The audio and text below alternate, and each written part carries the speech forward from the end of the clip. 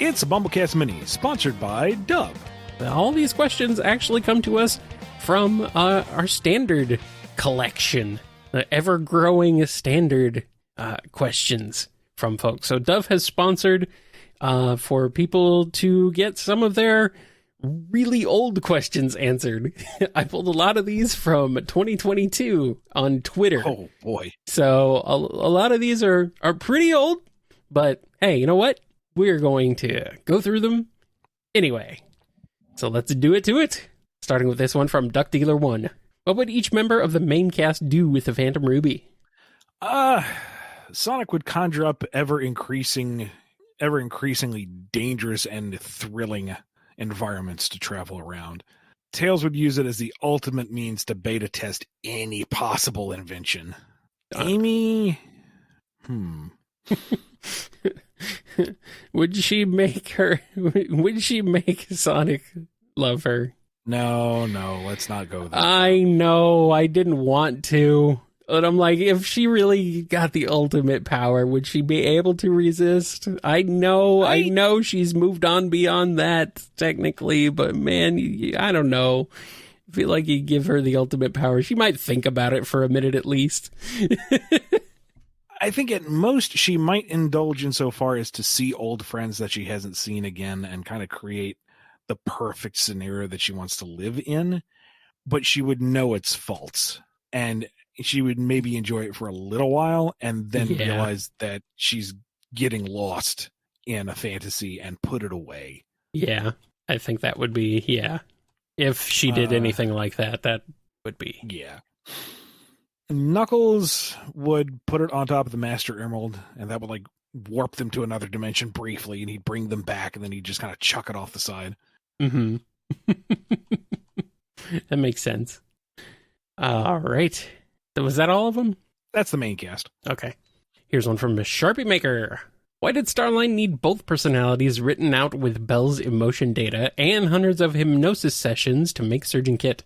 Was the hypnosis conducted using that personality data, or were those both separate and distinct steps of their creation?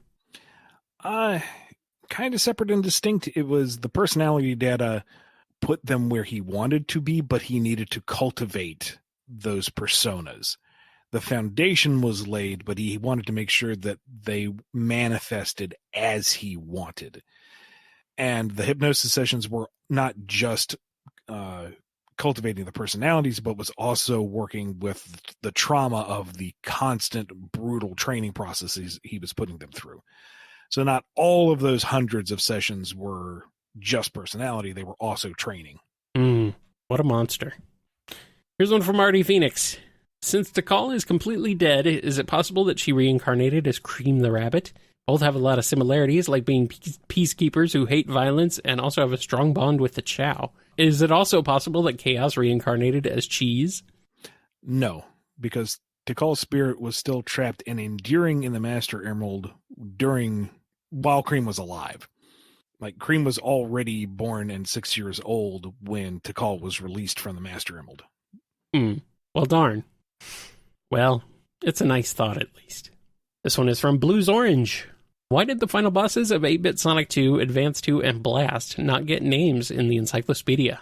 I am not sure. It may be that there were no names to cultivate and we didn't have the time to get them signed off on. It could be that there was a printing error and they weren't listed. It could be that Japan flagged them and we didn't get a replacement. I really don't know. After I turned in my manuscript, I was kind of out of the loop. All right, here's one from Andrew3934XV or 15. If Silver traveled back further into the past to when Classic Sonic was around, pre-generation split, would Silver have his normal design, or would it be classified, something like that?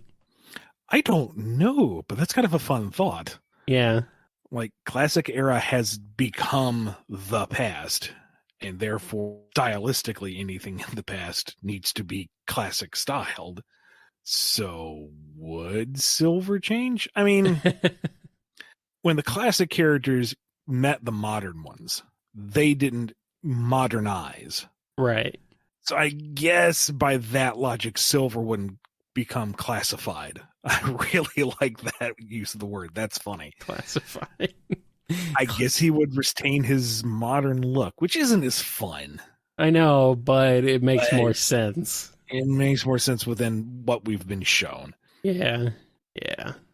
Well. Here's one from Lord Van Oscaro.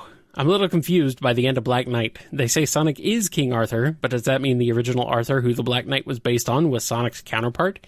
If so, who would Arthur's sons Mordred and Tom A. Lincoln be? I have no idea. Like, that was kind of a fun reveal at the end that, haha, he is actually Arthur. And it's like, okay, so does that mean there's an actual King Arthur that looks like Sonic that exists in the book? Where has he been? Why does Dark Armor Arthur look like a dude, but not a hedgehog? It's might be best not to think too hard about. I was gonna say, this seems like one of those things where it's like, maybe don't give it too much thought. But I know that's impossible for a lot of folks, so I don't know. Come up with your own headcanon about that. I don't think Sega ever will. Here's a question from Soul Sparks. In TSR, Metal Sonic seems to talk via beeps and bloops like R2-D2. What do you think he would talk like if translated? Is he polite and businesslike, or is this silent stoicism a kind of censorship to protect the kids? I imagine if he could speak, it would be clipped and direct. Everything with a degree of menace or malice. I imagine him being like a mean Sonic. Kind of like the OVA or Neo Metal. Yeah. See, Neo Metal I see as a different character and with that, he's allowed to be a little more theatrical and a little more verbose. Right. Yeah. Base level Metal Sonic, I think if you make him too talky, it loses that cold, sinister appeal that he has. Yeah, I guess so. He did have a little bit of OVA. In the OVA, he had a little bit of snark, but not like over the top, not like Sonic's level, but yeah. And also he was used very sparingly in the OVA in terms of speaking, so right. Yeah, makes sense to keep doing that. Here's one from Sonic Blue Ranger. So in post-reboot Archie, were there any game events besides Unleashed that the Freedom Fighters got involved in? I feel like it'd be hard for them not to be involved in fighting the Black Arms, for example. Oh, sure. If we had that mapped out at one point, I don't recall. I don't think we did. It was something that we would eventually get to explore. They weren't around for everything. I didn't want to have every modern game have the Freedom Fighters shoehorned into it just so they were there. But some of the larger global threats, sure, they would have been part of, like the Black Arms invasion or maybe a little bit of Sonic Rush, since that's kind of built around Blaze touring Sonic's world. You could maybe fit them in there, but I wouldn't say Rush Adventure, because that's all about Sonic and Tails specifically being ported over to Blaze's world. I feel like they'd have to be involved in SA2 on some level, because there are world-ending consequences in that story. Yeah. And it would seem kind of weird if Tails is the only one invading. Well, Tails and Amy are the only ones invading Prison Island to rescue Sonic. Like, gee, thanks for the help, Sal. Although maybe she would be kind of held back due to diplomatic ties. Like, can't really have the Kingdom of Acorn going to war with the United Federation for Sonic. It's kind of a bad look. What do we do? Oh, Tails, you're not technically affiliated with us, so you just happen to see this broadcast on satellite TV. We do not support or condone that you go to these exact coordinates at this specific time of day where Nicole has noted that there's been a changing of the guard. Also, ignore all of these defensive weaknesses that they have that Rotor has mapped. Here, and here. We do not wish you luck. Tell Sonic we said hi. Or don't, actually. Tails the War Criminal. My favorite Tails. Here's one from Yosei Sovereign. A while back, I found an old tweet where you mentioned Shadow killing Infinite Squad in Forces. If you can say, was there an internal memo or something that confirmed that? Or did you just think it was obvious from the subtext of the scene? At the start of a stage, Eggman says Sonic's destroyed Jackal Squad. You mean It's in the Shadow? game. You mean Shadow? Shadow. Yeah, not Sonic. Yeah, but destroy doesn't mean murder, kill necessarily. Well, if it's a group of, how else do you destroy somebody and be Shadow and not leave them as a smear on the rug, you know? You can get absolutely destroyed on Twitter, Ian. He totally just dabbed on them. That's exactly what he did. Ratio control. He said really mean things. Just to destroy, just blasted him. Look at you with your blue check mark. Wow, amazing. If you need me, I'll be over on Mastodon. Pterodactyl, Triceratops, saber-toothed tiger, Tyrannosaurus.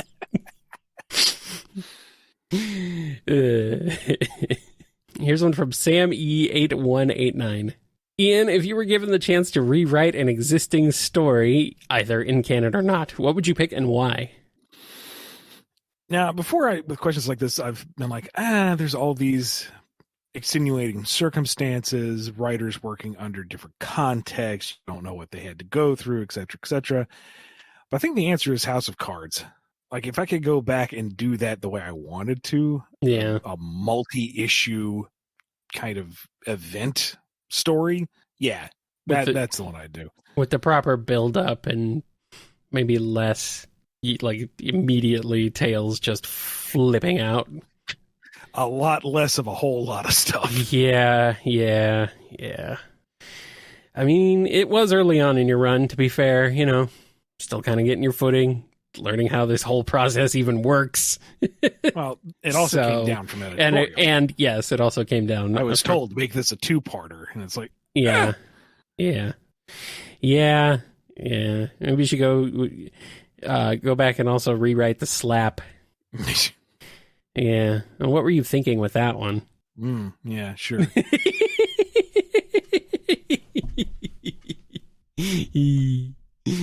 Oh boy, I'm just gonna get everybody in trouble. You're welcome. SonicFan94 has a question. Does Flynn know what an introvert is? Because that is Shadow's character, and he doesn't really need to talk all the time. Introverts don't feel the need to confront others or physically talk nonstop.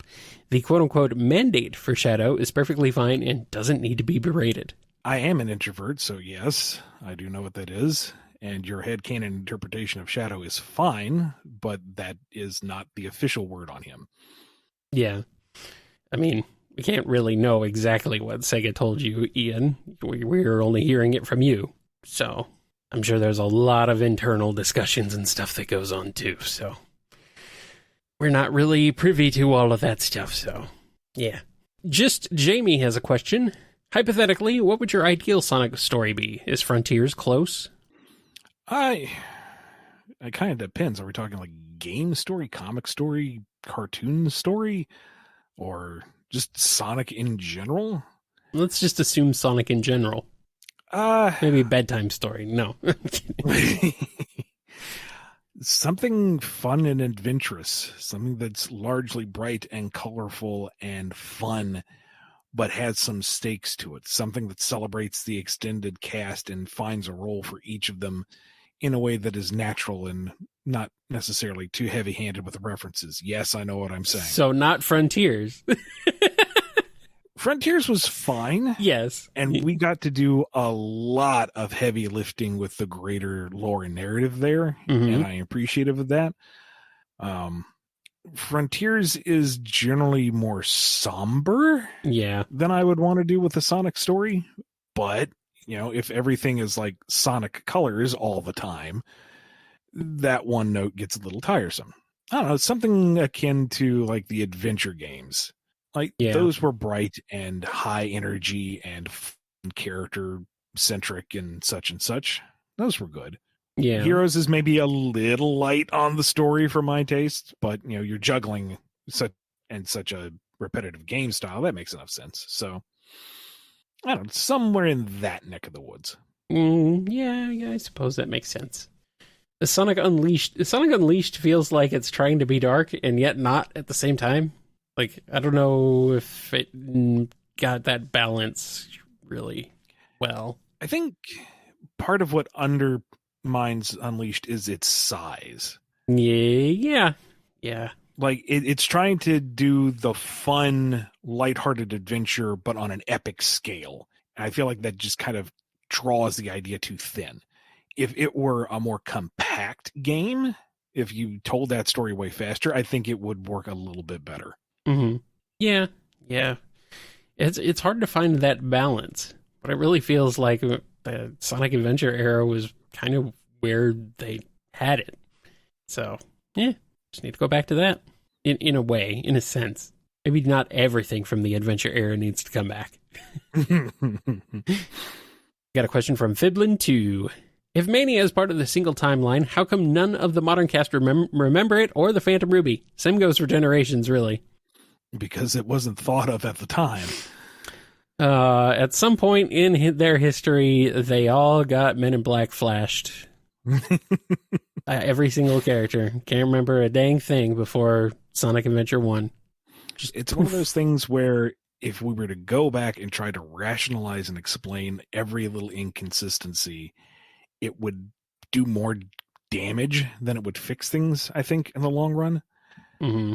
Like, it's not 100% satisfying, sure, but at this point, 30 years into the brand, and now there is an actual dedicated focus to having a cohesive lore that looks both backwards and forwards in the long term, there's no way to reconcile everything.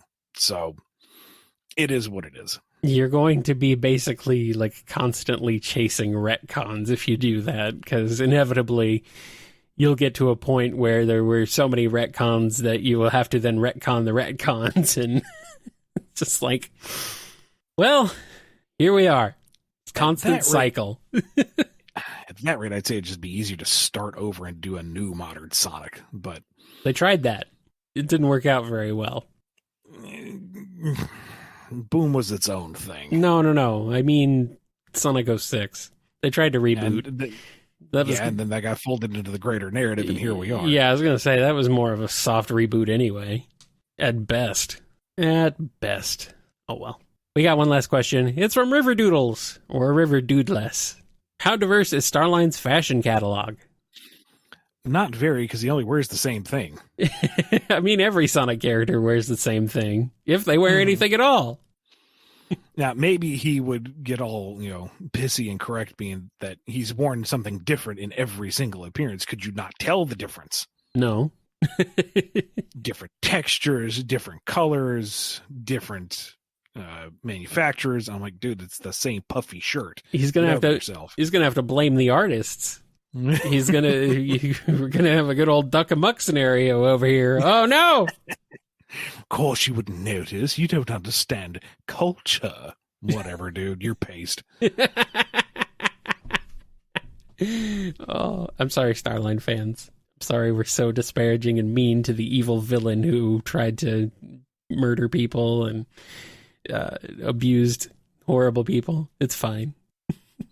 That shirt was satin. This shirt is silk. Oh, boy. Good one. Thank you to Dove for not only sponsoring this episode, but for sponsoring so many of the standard Q&A. Very generous of you. Yes. If you want to be just as cool and generous as Dove, or if you just want a BumbleKast Mini of your own, head over to patreon.com/BumbleKast, Ko-fi.com/BumbleKast, or become a YouTube member. See you next time. Be good to yourselves. Be good to each other.